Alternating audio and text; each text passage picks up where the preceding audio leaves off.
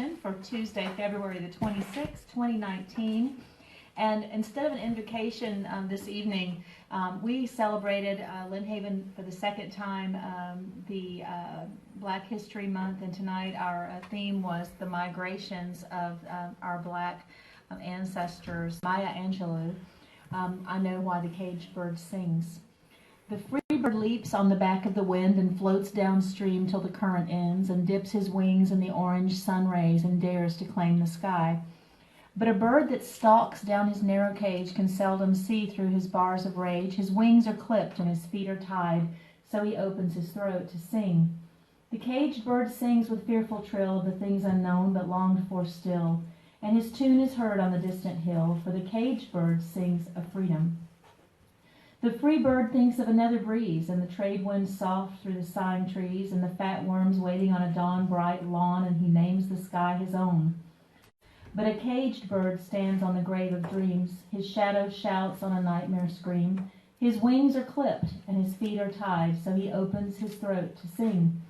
The caged bird sings with a fearful trill of things unknown but longed for still, and his tune is heard on the distant hill, for the caged bird sings of freedom.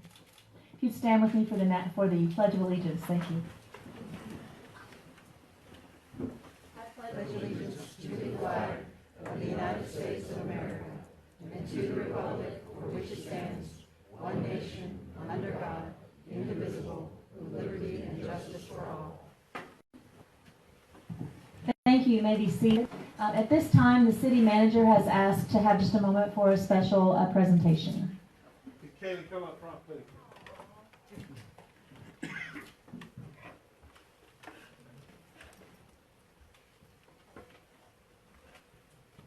This is our last official day for Miss Kaylee Gardner. For those that don't know Kaylee, she is a very, very bright young lady. She's done wonders with Catherine in the communication and marketing department. Always that beautiful smile. And but we're actually losing her to, she's moving to Ohio, which we wish her the best. And she has done a lot of things to help the city. I just wanted to recognize you during the meeting, and we're going to miss you and love you, baby.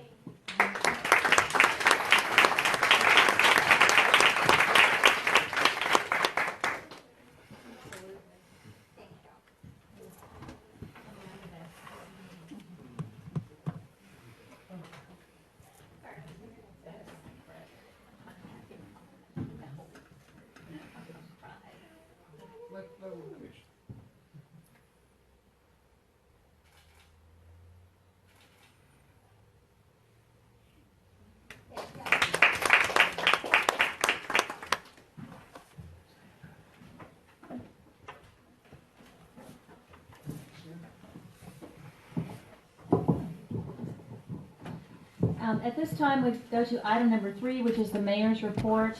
And I personally would just like to thank Kaylee as well. Even during right after the storm and the weeks following, Kaylee has, along with everybody in her department, she works so hard to keep things normal, especially for children. All the efforts for Halloween, for Christmas, for the gifts, all the different things that happen in the park. God bless you and safe travels, Kaylee. You've been a blessing to us. Thank you. Makes me cry. I didn't know you were leaving. She's been keeping it a secret from me. Okay, she was afraid I was going to make her stay. The next thing, it's kind of a great thing that I feel really good about doing because I don't have to have a campaign. I'm very excited about that. There's no campaign, and so I'm depleting my campaign account. And so part of it, I'd like to donate tonight to the City of Lynn Haven Hurricane Relief Trust Fund in the amount of $10,000. So there it is, and that will go to 10 more of our families. We've been, for those of you that might not be aware, we've been giving $1,000 grants to those who've applied in Lynn Haven, and we're right at the $100,000 number right now. So we're 115. So we're about to do 10 more. So that'll be great, and we're still pursuing those. Again, tonight we celebrated Black History Month. We had a great gathering here, and we had many students with their art that they entered. Did any of the students stay from the art contest that wanted to be presented at the City Commission meeting tonight? Did any of those children stay? they were so excited about the meeting they quickly went home. But they were just great. And this particular person is not here this evening, but I'm so proud of her. I had the honor of teaching with her for many years.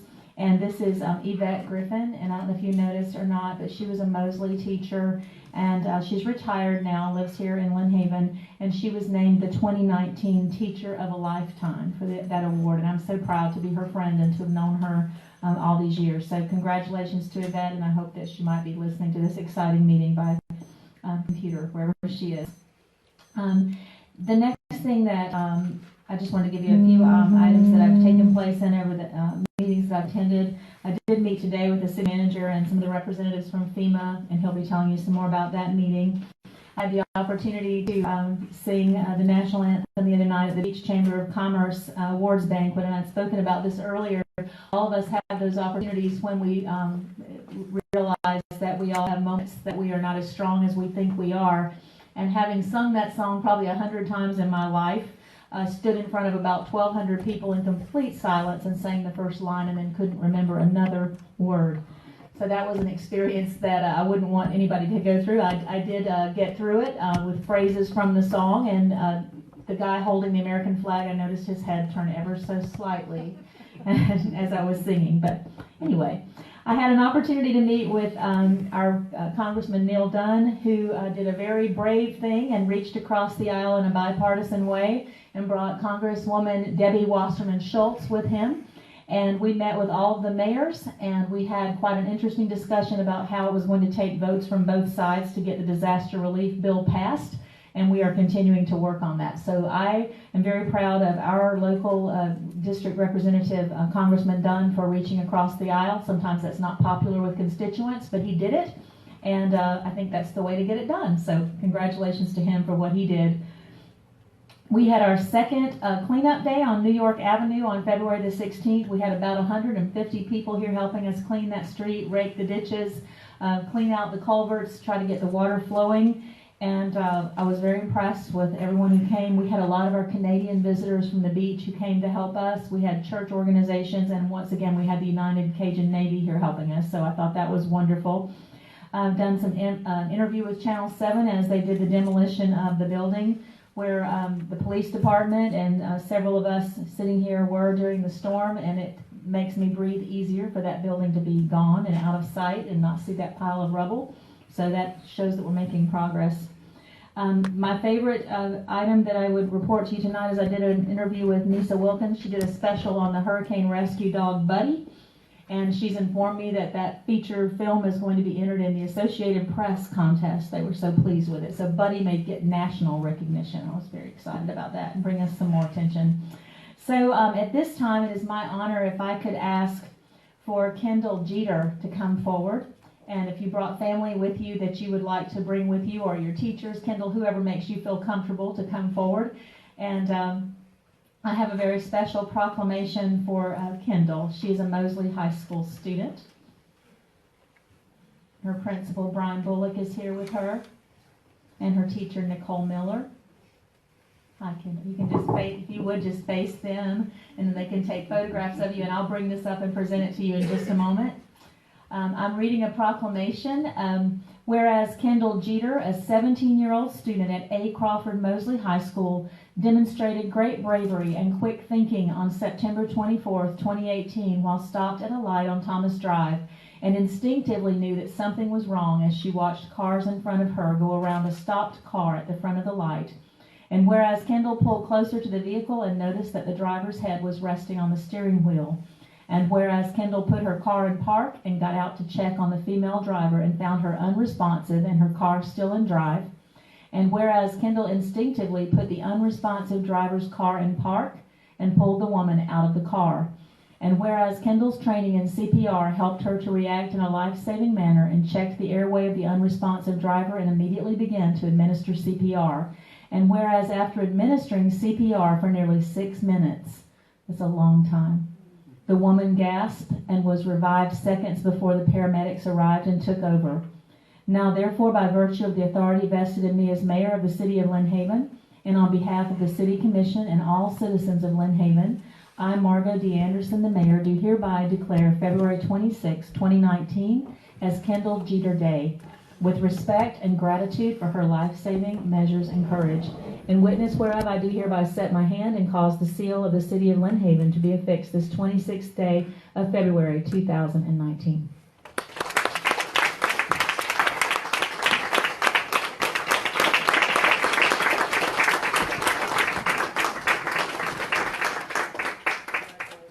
And one more thing, Kendall has, because of this, or one of the reasons, not the only, she's been offered a full scholarship at Gulf Coast Community College Nursing School. Congratulations.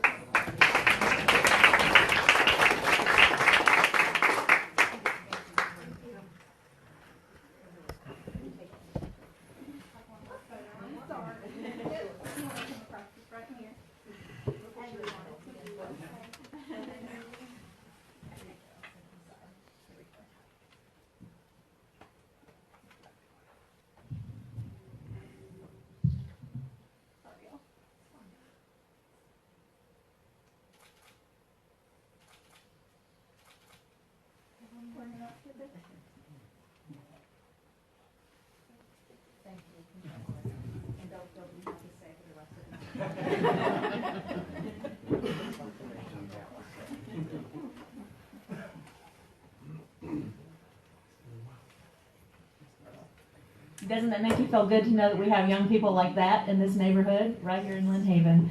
That's all I have for the mayor's report, so I'll move on to the recognition of Black History entries, but we don't have any of them here, right? Okay. So the commissioner's report is number 4, and I'll move over to Commissioner Dan Russell. Thank you, Mayor. I don't have a whole lot to tell you about tonight. I do want to apologize to the commission. The first task force meeting, I was unfortunately unable to attend after I'd been appointed. I had a scheduling conflict with work, but the next meeting is this Thursday at 9, and I assure you I'll be at that meeting. And I'm continually bringing y'all stories of citizens that I've dealt with that are still trying to adjust to the hurricane. And the latest one is a gentleman that got his insurance check only to find out that his bank has filed Chapter 11. So his money is locked up and he's sitting with a house that he can't fix. And I don't know how to help you on that one, but it's going to be a process. That's all I got, Mayor. Thank you. Thank you. Commissioner Tender? Yes, thank you, Mayor. I've just been dealing with some local issues.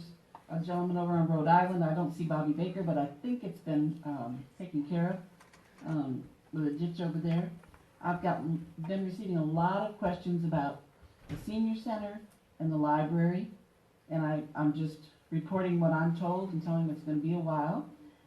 But that seems to be the big issue for most people, is the senior center and the library. They wanted to know when that. I also attended the cleanup day on New York. It was a lot of fun, and I hope we continue to do that. If nothing else, it just gives everybody the opportunity to get together and share the day and work together. But other than that, I don't really have anything to report. Just the regular phone calls and issues that I try to answer and get cleaned up right away. Thank you. Thank you, Commissioner. The next cleanup day, by the way, is March 9th on a Saturday, and I forgot to give credit to Back Beach Barbecue and Ice Cream, You Scream for Ice Cream, for coming out and treating all of us while we were working, so that was really great. Commissioner Friend? Thank you, Mayor. Just a couple of things. My theme is, as far as trying to help residents, is I guess water bills. I guess there were some things there, but I do appreciate so much how well I think we communicate back and forth to the residents. So anytime I ever have an issue and have to reach out to anyone, it's always taken care of, and I appreciate that. And I was honored to participate in the judging for tonight. Difficult task. I can't believe that we all three agreed on 3 or 4 of them. That was kind of interesting because there were so many good entries.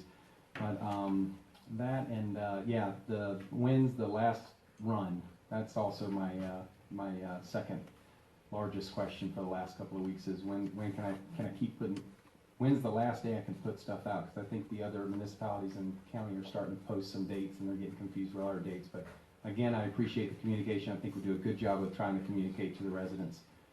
So I appreciate everybody's efforts in doing that. That's all I have. Thank you, Mayor. Thank you. Commissioner Barnes did call our Deputy City Clerk to let her know that he would not be here this evening. If I have a motion to excuse his absence. So moved. Second. There's been a motion and a second. Is there any objection or discussion? Mr. White, would you please call the roll? Commissioner Friend, Yes. Commissioner Russell, Yes. Commissioner Tender, Yes. Mayor Anderson. Yes. Stands approved. The next item is the city manager's report. Yes, ma'am. Several things going on. Been busy with FEMA, been busy with the IRC, been busy with a lot of organizations trying to figure out the best approach to rebuild the city, and continue taking care of the debris problem. The debris removal is going very well. I would ask everyone to continue looking at, our Facebook account and as well as our, city website. We're showing the roads we're through with. With the pace we're going, we'll probably be done within the next week or so. So the big trucks will be out of the city of Lynn Haven, other than traveling 77. I'd like for everybody to know we'll be doing a mail out April 1st. It'll be a simulation of the ballot that they will see when the election occurs for the 2 commission seats. So all the residents of Lynn Haven will be getting that, and that way they'll know who's up for election and what seats. Continue working, I mentioned earlier, one of the things, community disaster loan, we're working on that. There's several programs through the state, several through the federal government that we can apply for. So we're trying to take advantage of each one of those. Lots of grants that we're looking at, especially grants as it relates to the sports parks. Our public adjusters have flown out tonight, going to London to work with our reinsurers over there through our insurance company that they use some companies in London. So they're trying to work out some details for the city. So hopefully we'll be getting a lot more money from our insurance, which will help us in the rebuilding process. Did look at our taxable value, just kind of let people know. Lynn Haven's taxable value has dropped to about 10.32%. Let you know that's about a $115 million drop. So it's quite a bit that had to be made up. I would like to applaud Triumph Gulf Coast for stepping up, trying to help out with the grant process that they're going to try to give cities in the counties that were affected up to 50%. I had sent them a letter about that and hopes that they would look at it. I think in the effort to try to stimulate economic growth, you first got to have something stable, and the cities and the county is what makes everything stable in the economy. Let everybody know our spring concert series is going to start up on the 12th. We have started redoing Kinsall Park, the concession stand, and giving a whole new facelift, trying to get the splash pads back up. So those will be up, kids. They will be up for spring break. So that's my promise to you. They will be ready. And we will be starting putting Sheffield back in its place. You want to mention the donation? Sure. I'd like to give a big shout out to James Finch, Phoenix Construction. If you have not noticed all the Sylvester palms that he donated to the city of Lynn Haven, that was almost $50,000 worth of palm trees that he went and got at West Palm Beach. They look very good. He paid for them to be transported, be planted, and purchase the trees for us, so I really appreciate that. Other than that, Mayor, that's all I have. And said he's bringing more, did he not? Yes, he's gonna bring more, he said. So, I mean, I love palm trees. and Lynn Haven. And Lynn Haven. And Lynn Haven. Thank you very much for that report.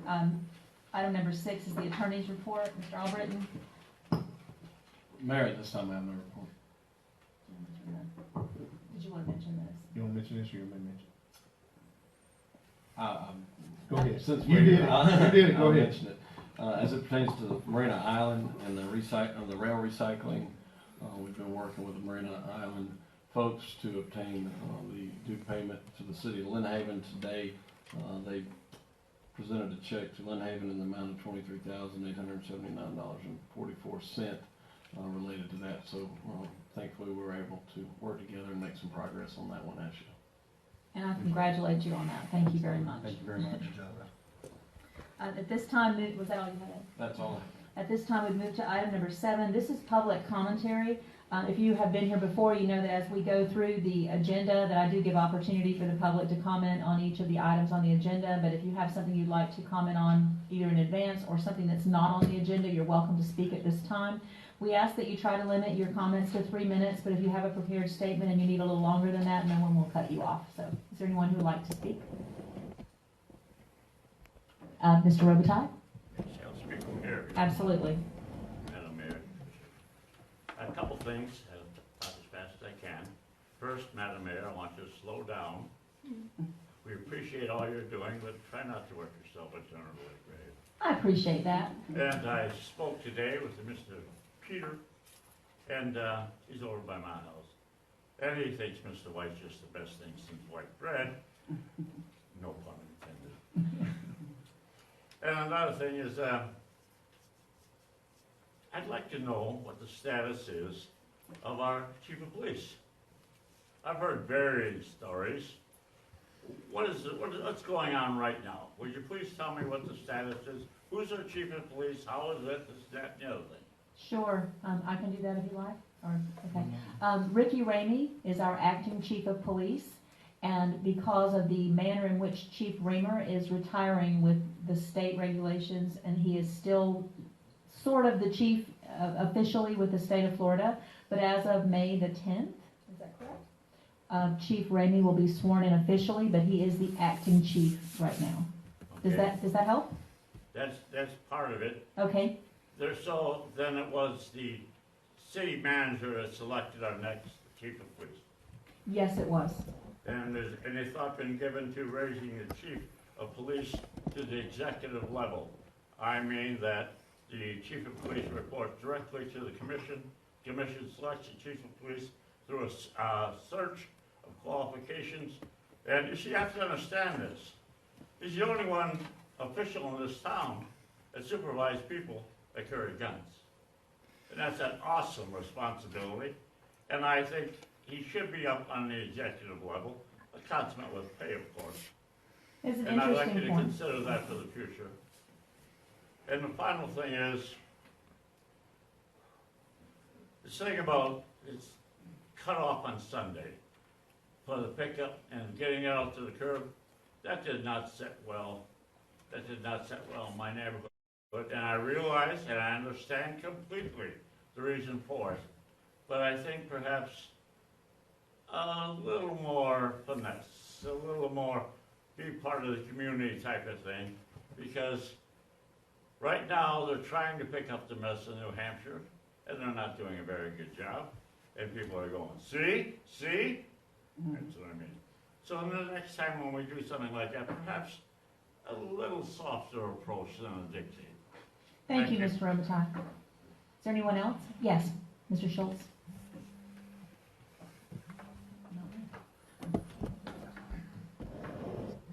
Good evening, I'm sorry. Bob Schultz, 509 Pennsylvania Avenue, and also a contender for seat 1 and Mr. Friend's seat. And I also agree with the gentleman back here, but I had the same problem. My contractor was supposed to have been here Sunday, he sorted out on Monday, and I understand, and tomorrow I'm paying somebody $250 to haul it away. That's the penalty you have to pay if you don't follow the rules. I wasn't happy with my tree surgeon, or man, I mean, especially $250 just to haul it away. I paid him as much more to cut it down. But again, you have to play by the rules. Thank you, Mr. Schultz. Anyone else would like to speak tonight? Okay, thank you so much. Moving on to the consent agenda, item number 8, the minutes from February 12th, the regular meeting. Is there a motion to approve? So moved. Second. There's been a motion to approve the minutes from February 12th and a second. Is there any discussion or changes to the minutes? Any from the public? There appears to be none. Mr. White, would you please call the roll? Commissioner Russell, Yes. Commissioner Tender, Yes. Commissioner Friend, Yes. Mayor Anderson. Yes. There is no old, it does stand approved, I'm sorry. There is no old business this evening. Moving to new business, item number 9, is the first reading of ordinance 1072, amending chapter 42, section 42-5 of the Code of Ordinance for the consumption of alcohol in the city of Lynn Haven public parks. I have had a discussion about this with city manager, and I don't know if he's discussed with others. I know we've talked about it. And I would like, before we read the ordinance, Mr. White, would you just sort of give I'll tell you what, go ahead and read the ordinance, and then I'll let you give an explanation of why we're doing that. Ordinance number 1072, an ordinance of the city of Lynn Haven, Florida, amending chapter 42 of the Lynn Haven Code of Ordinances of section 42.5 regarding alcoholic beverages, repealing all ordinances in conflict, providing for codification, providing for inclusion into the code, and providing an immediately effective date. Thank you. Would you like to give an explanation of why we're discussing this? Yes, ma'am. This is not something that I take lightly. It's a very serious thing that y'all would have to vote on. One of the things to look at is, the city is not the same city that it was prior to October 10th. We have several big events during the year. This would not be for the city of Lynn Haven to directly sell alcohol. We'd have to do like most other vendors, go through a 501(c). However, it is an opportunity for the city of Lynn Haven to prosper a little in the profits to offset some of these big costs. For instance, right now we're dealing with the fireworks for 4th of July. That's in excess of $30,000+. We have a lot of people, and to be honest, there's people drinking in the park. We have police there. I think it's something, if we have a big event, I'd much rather be the one controlling these substances than trying to stop people from doing that. But the whole option would be to try to offset some of these costs. This is one thing that I've gotten a lot of feedback from the public on. Okay. Thank you. And again, tonight is the first reading of the ordinance, which we've done. There's no action to be taken this evening. There'll be another reading and an opportunity to speak. Would anyone in the commission like to comment on this tonight, or rather not? Anybody? Actually, Mayor, I have a couple of questions. Okay, if go I ahead. may. The first question I had, City Manager, was, would this be for hard liquor or just beer and wine? Beer and wine. Okay. It would be but y'all be the one to actually decide that, not me. And if I understand correctly, we would just simply hire a vendor that would be selling it, and we would receive a portion of the profit. We would go through a 501(c)(3) that would apply for the permit, and then you would have a vendor that would control that. Yes, ma'am. Okay. And what about the insurance liability for this? That would fall on the vendor. On the vendor? Yes, ma'am. They're responsible. Yes, ma'am. And if they should fall through, then it comes back to us, correct? They would indemnify the city on that. We would require to be an additional insurer on their insurance, like we do on a lot of different things that happen in the city when we have to have outside vendors. Okay. And then would the commission actually vote on every occasion? If there's an event if there's an event that you want to possibly have alcohol beverages, yes, ma'am, the commission would have to vote on which event it would be. And one more question. I'm sorry. I don't mean to sound like I'm interrogating. It's really okay. Go ahead. I have That's what this it's question, for. so I wanted to know. That's what it's for. And last but not least, would this be up for an RFQ? Are we going to get a vendor, the best vendor, or are we just gonna get somebody local, or what? I have not thought that far in Okay. advance. Okay, thank you very much. Yes, ma'am. Oh, I did have one other question for you, if I may Yes, ma'am. inject this, about the debris, and I wanna make sure that I'm clear on this. Well, we're actually just on this item right now, Okay, Commissioner I'll get it Tinker, later. but I'll get we it can later. come back to it. I'll get it, thank you, thank you. Is there anyone else on the commission who would like to speak to this? Mayor, I would. Commissioner Friend? If you don't mind, Mayor, I'd just like to ask legal counsel to clarify, because in reading the change, it does say alcohol. So do we have to, spell out beer and wine? And then the next question would be the risk and the liability that even if we have a vendor, the risk and the liability that it would place the city in for us to allow this to happen. Commissioner Friend, as the ordinance is written, it uses the term alcohol, and if you read behind the new portion, which is bold and underlined, you see it reference beer, wine, liquor, or alcoholic beverages of any kind. So ultimately, it would be within the purview of the commission if at any specific event that it was proposed to determine what would be allowed. The commission could limit the types of alcohol. The commission could limit the vendors, who's allowed, and the disbursement of it.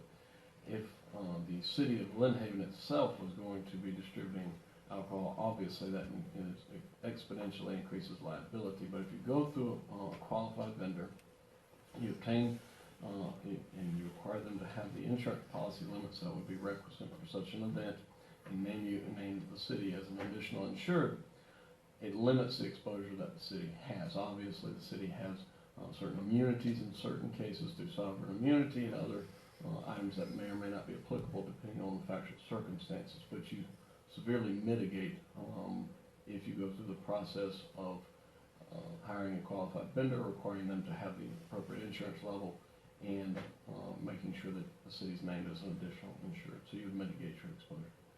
Thank you. Thank you, Mayor. Thank you. Anyone else on the board have a question or comment? Does anyone from the public have a question or comment? Mr. Walker?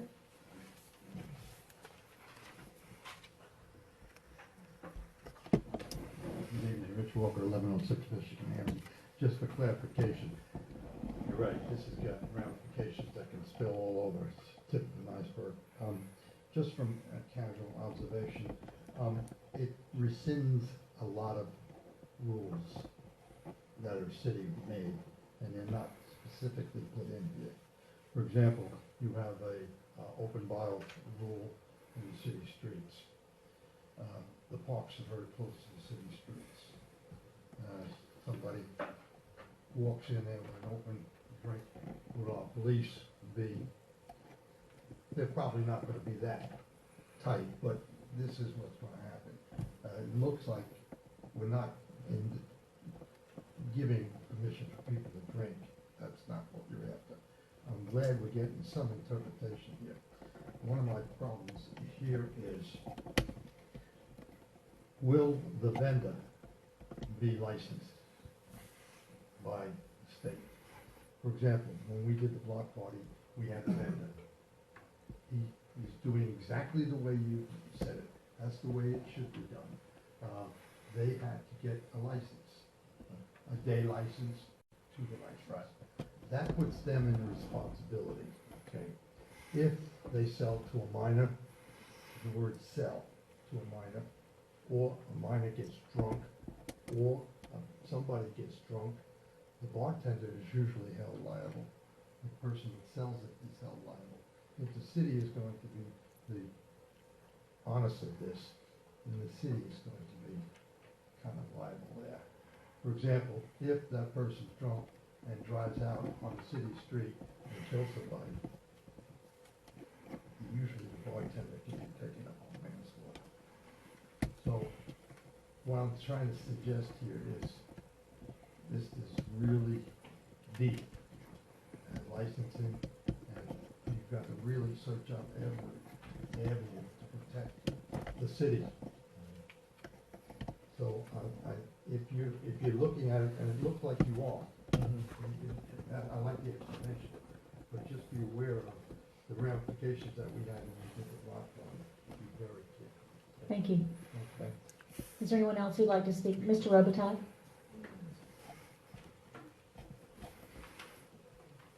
Alcohol in a public place. The most important thing, like a park, is you have to consider the population. That's the important thing. It's just like laws. Laws aren't made for good people because we don't commit any crime. No, so I've been known to drink a few in my day, and I've known to get together with guys. But in a public park, it all depends upon what atmosphere you're trying to achieve. Are you trying to achieve a family setting where people go and relax with their children and play on the beautiful equipment we have here? People want to go for a picnic, sit on the lawn, listen to the music. Elderly, young, but most importantly, the little ones. I would say there's probably not a child in America that hasn't seen his dad throw up. I mean, that's the way it is in the world. But to bring your child to a public park and to be put in a situation where you really can't do anything about that idiot You can't really do it, because what are we gonna call a cop, he's gonna get on sobriety test, that's not gonna work. So you have to consider the population. And most importantly, you have to consider the religious background of this community. So, to just make it carte blanche, I said no. I say no, if a guy's gotta have a few, he can do it in his driveway with his buddies watching the 55th Street. Not in a public park. I don't want to go down there with my wife and listen to music and somebody being an idiot next to me. I don't want that. And I know you don't want that for your kids. Thank you, Mr. Robitaille. Is there anyone else who'd like to speak? Okay. Then since it is a first reading requiring no action, we'll move on to item number 10.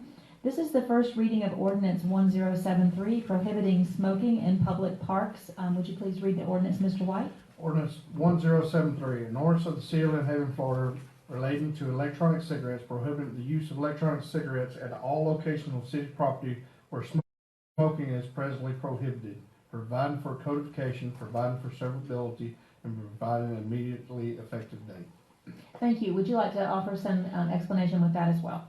Since, the previous ordinance was smoking in the different facilities of Lynn Haven, has changed due to the fact of vaping and things of that nature, so, those are becoming more prevalent, so I think, to protect the soundness of those ordinances, this is something that we need to move forward with as well. And Madam Thank Mayor, you. Yes, go if I ahead. may. Please go ahead. If you read through the ordinance, it references chapter 386 of the Florida statutes. Florida statutes doesn't directly, Can you get a little closer? I'm sorry. Thank you. It references chapter 386 of the Florida statutes.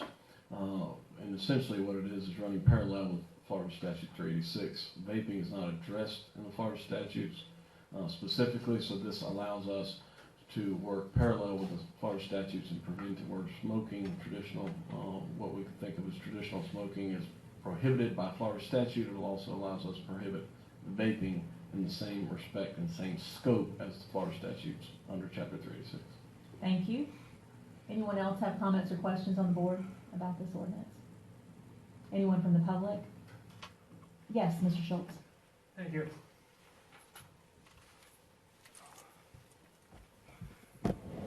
Bob Schultz, Pennsylvania Avenue, 509, also running for seat 1.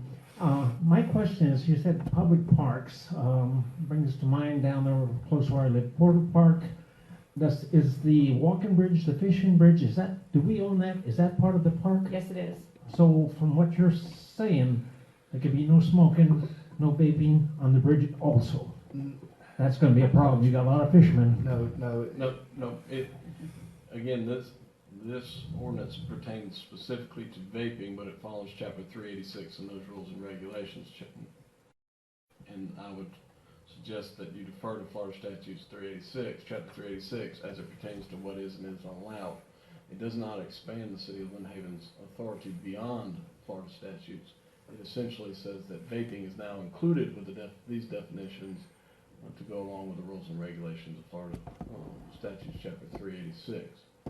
Could you clarify what that says? I think that's kind of a point of contention with people. Yeah. Chapter 386 is the Florida Indoor Clean Air Act, which addresses smoking in indoor facilities and other similar facilities that are contained to try and limit secondhand smoke and other effects that are detrimental to an individual's house. So, generally speaking, the prohibitions that the city could enforce will be found under that Florida statute and those particular terms inside there. All the city's trying to do is include vaping because vaping can have a detrimental effect similar to traditional smoking inside the definition to try and prevent that from occurring in those places that the statute already prohibits smoking. So we're not, we as in the city are not expanding the rules and regulations of where and where you cannot smoke beyond what has already been set forth by your legislators in Tallahassee. Does that answer your question, Mr. Schultz? I'll think about it a little bit, but I think so. I think in other words, in layman's terms, if you're allowed to smoke on the bridge right now under Florida statutes, then Lynn Haven can't change that. Yeah, that's correct. Generally speaking, correct. I can see why you're a lawyer.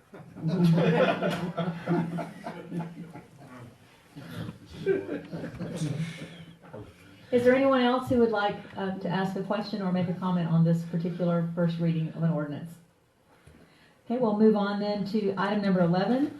This is, there was no ill intent meant there when I said. Item number 11, approval for the city manager to negotiate and purchase the 915 Pennsylvania Avenue property. City manager, do you have a report on that for us, please? Yes, ma'am. For those familiar with property or unfamiliar, it's the Little White House across from Sheffield Park on Pennsylvania Avenue. This property is adjacent to our senior citizen center, and those that utilize that space know sometimes they run out of parking quite a bit, which leaves the seniors quite a distance to walk. It would be my intent to look at trying to purchase this property, and we've been talking with the owner. She's willing to sell, to allow the city to purchase it, eventually knock down the house and include it with part of the rebuild, and include that area as a parking area for the park and also for our seniors. Thank you. Is there a motion for approval? So moved. Is there a second? Go ahead. We just need a motion and a second for discussion. Second. Thank you. There's been a motion and a second. Are there questions or comments from the board? Yes, Mayor. One of the questions I have based on what you just said, city manager, is you want to eventually knock down the house. Is somebody living in the house and will they remain there? No, Or ma'am. we're not renting it to them? No, ma'am. There's nobody there now? She's in a camper next door. Okay. She's on the property in the camper. But part of the agreement that I'm looking at, it'd give her, 30 days, 45 days or so to get moved off. Okay. And do we have a price yet? Have you agreed on a price? Yes, ma'am. Okay. You don't want to share that right now? Yeah. He's still in negotiations, are you Okay. not? Yeah, So- Okay, that's that's part fine. of the reason, it would, I'm looking at all things like I did the other piece of property and make sure, the city, I've contacted quite a few people that deal with real estate every day. Okay, thank you. Are there other comments or questions from the board? Mayor, if I may. Yes. So this motion is to give him permission to go ahead and purchase the property. Just for clarification, we can't buy anything that's above appraised value, correct? Is that not, is there some rule about that? I'm not aware of a rule saying you can't buy anything above appraised value. Okay, If then, the commission would wish to put a limit, then because of the negotiation factor, and we don't want to hamstring the city manager, I would recommend use a bracket between X number and Y number. it's hard to give a bracket when we don't know our ballpark range. So, I mean, short of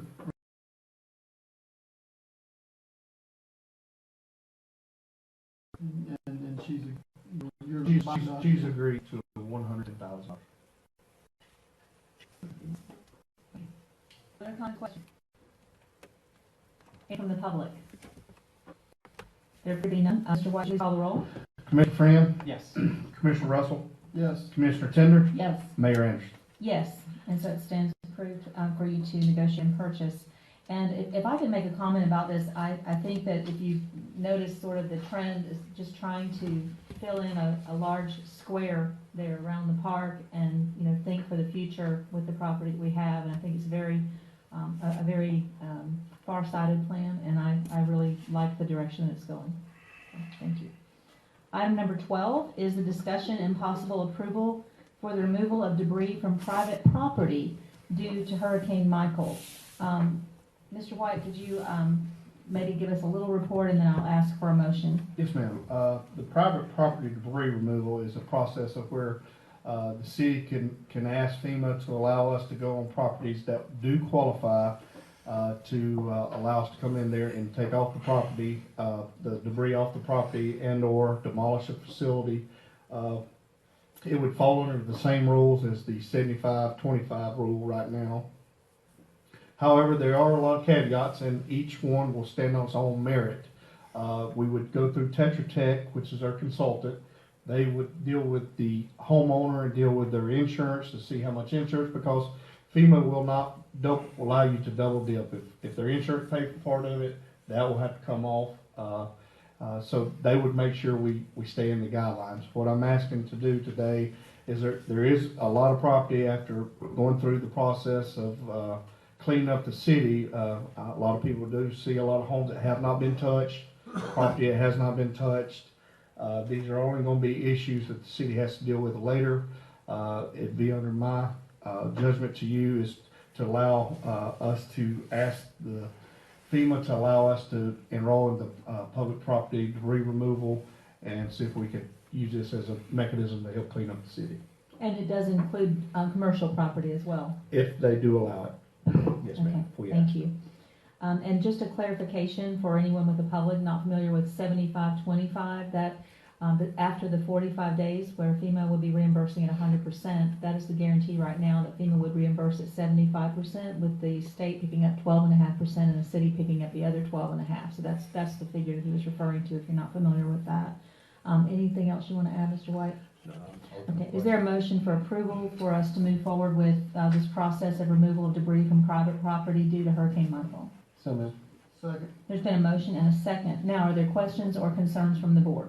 Mayor, Yes, Commissioner Friend. if I could, Mr. White, could you just give us an example of private property, please? Consider a home that was totally destroyed, a piece of property that would possibly be eligible, would be one that did not have insurance. Right. That piece of property would typically sit there, be abandoned, could be a hazard to the kids that play around the area. It become a haven for pests, unfortunately rats, and animals of that nature. So this will allow the homeowner to come and apply with Tetra Tech, and what they would do is go through the process, have them fill out a lot of forms, and then what they would do is do some surveys. We would forward that address onto FEMA. FEMA would take that address, they would go do a site visit themselves, look at all the paperwork, and they would make a decision, say, yes, this one qualifies, or no. It'd be through FEMA, not us being the one determining factor. Thank you. Yes, sir. Sure. Are there other questions? Yes, ma'am. Go ahead, please, Commissioner Tender. On this issue, if FEMA does approve it, that the city can demo the property, this is with the owner's consent, right? This isn't going in and demoing property just to pretty it up. Yes, ma'am, they would be the ones actually applying. Okay. What you're referring to will be a little later time, would be through our code enforcement and our regulations that we follow in the city. Okay, thank you. And I did, Go ahead. Can I ask my debris question now? Yes. Okay. I just wanted to ask, for those people who are at the point still waiting for insurance and have not made full demolition of their homes, they've not torn out their drywall or anything like that, can you tell me what options they have when it comes to fruition and they can put all this stuff out? Are they gonna be totally 100% responsible for hauling that away? Or is the city going to help in any way? Go ahead, Mr. If White. they have insurance, that is part of their insurance policy. For instance, my personal home, I purchased 3 dumpsters, and because I did not want the debris on my yard. However, the insurance is going to reimburse, me for those dumpsters to take care of that. So when they pay for drywall or insulation, it's to take it out, dispose of it, and put new back. And that's through the insurance policy. Okay.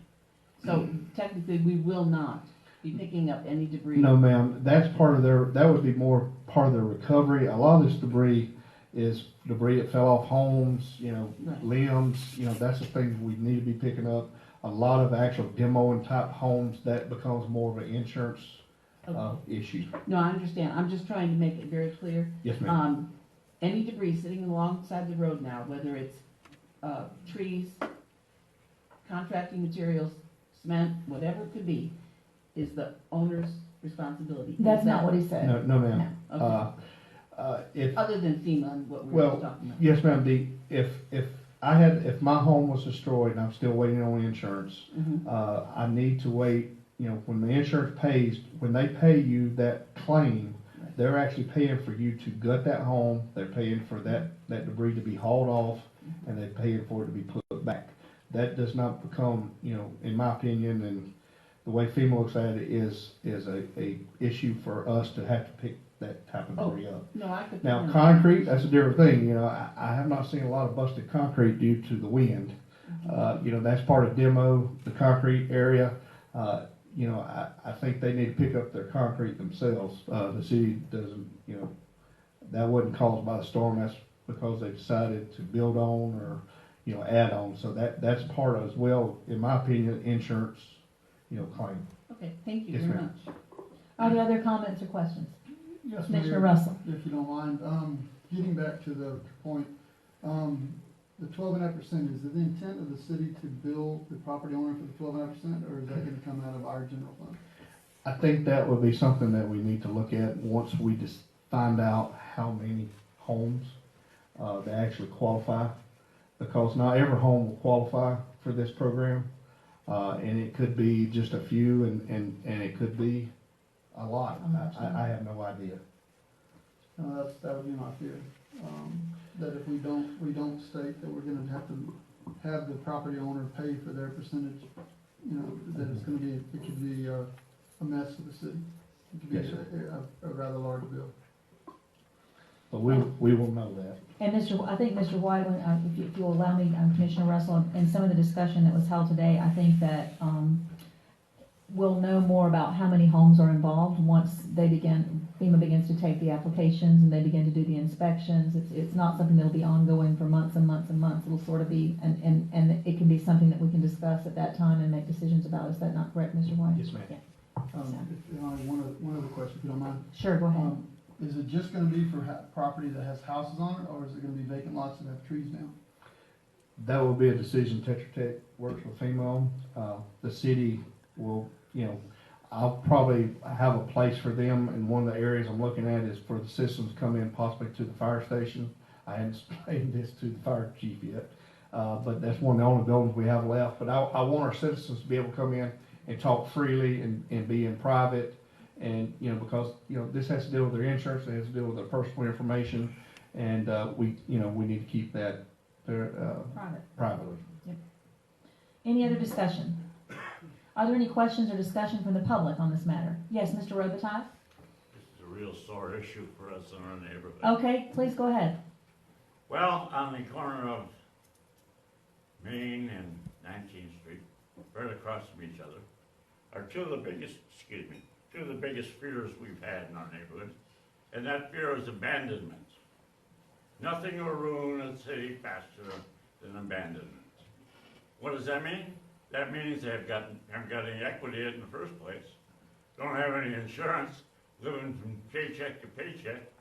Well, let's go. And they simply go away. We got two of those houses, that's a real eyesore. So that takes me to the 75-25. Now, the 25% is our piece, right? The city, 12.5% is 12.5%. Now, what about the owner? And that's the discussion that we were just having, sir. Okay, but my question is, if they're not going to contribute, can we put a lien on that property again or money back? I would defer to attorney. I think there are going to be multiple options that we'll have as we move along. And I would say to you that we're still, it's disconcerting to see the debris in all its forms, whether it's an abandoned house and all that. So you haven't gone that far yet? And at this point in time, we're trying to be, I think compassionate is the word, because we're all still trying to get through this. But there will come deadlines, there will come times when people will have to do what they have to do, and we will take whatever action that we need to take as a city to make sure that all of us live in the same quality of life that we had before. And Yes, I would defer to attorney if you want to comment on that. I just don't want us to be big grandfather here, or just helping everybody out. I hear you. And going on to another issue, Okay. on the same line, is a real burr on my saddle. Okay. Is this property, what was once a vacant lot behind a Whataburger. It was a nice lot, big clear it. Now, here we go about removing debris. The owner of that lot, as I understand it, and I've been told, is Whataburger's owners themselves. But that has become, as I may have informed a few of you, it's a big city dump. I mean, if you want to use master sets, the police folks, they got brush, they got everything there. But which leads me to this. The owner didn't make that mess. Okay? So again, to our attorney, does that mean the owner is responsible to clean it up? However, neither the owner nor the city made any effort to blockade the driveway in there. So where does culpability lie? I don't know the answer to that question, Mr. Robitaille, but what I will tell you, there will come a time, if I'm still the mayor, as long as I'm the mayor, that I will stand up and push for it and try to get consensus on this commission, that we will clean up the city, we will use our ordinances, we will use our code enforcement, but right now, we're still in a time of recovery, compassion, trying to help everyone. So I that will understand change at that, some I know. point. I realize I'm pushing hard. I'm pushing And your hard. 3 minutes is almost up. And I push real hard. But then again, it's been 4 months. It's been 4 months, Yes, sir. and people are really getting depressed. Really getting depressed. So. I still have a if tarp, I anything, If my understand. pushing does nothing more than aggravate you to the point where you'll move, then I appreciate it. And I appreciate you, Mr. Robitaille. Thank you. Is there? Mr. White was just telling me that we've arrested 6 people on that one particular piece of property you're referring to for illegal dumping. I knew we had arrested some, but I didn't know they were all on that property, so. I know there's several people who've been arrested. Well, you but they didn't mention that, continue Mr. to Robitaille, so there we go. All right, is there anyone else who would like to speak this evening? Yes, sir, please come on. This is okay to speak from back here? Well, I allow Mr. Robitaille because of No other, thank you, just to try for, thank you, problem. My name is William Stout. I live at 1506 Maryland Avenue. thank you, Good evening and congratulations, ma'am. thank you. Our back fence, along with everybody else's, was blown out during the hurricane.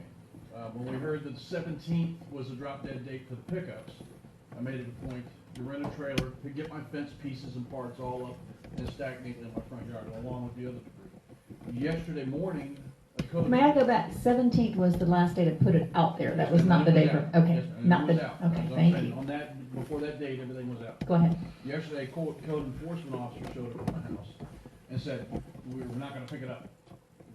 And I was like, you're kidding, why? Because it wasn't out in time. I said, yes, it was. Okay, I went and rented a trailer and pulled everything around. Has the date changed? Maryland hasn't been touched. What's your address? 1506 Maryland. I'll take care of it. Thank you. There's no additional date or anything? No. Is my It- question. it just sounds like there was a misunderstanding, he'll take care of it, Awesome. Thank you very much. thank you. Anyone else? All right, so at this time, we've had a motion and a second, anything else the board wants to say? Mr. White, please call the roll. Commissioner Friend? Yes. Commissioner Russell? Yes. Commissioner Tender? Yes. Mayor Anderson? Yes.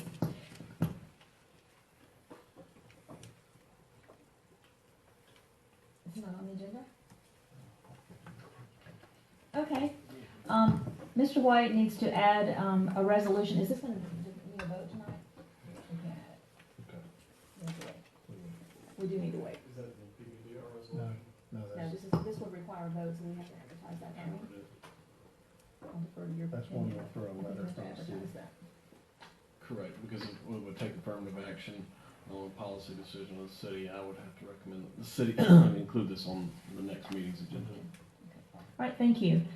Thank you all for attending tonight. It's been a very productive meeting, I think, and please, everybody, continue to hang in there. We're all in this together, and the meeting is adjourned.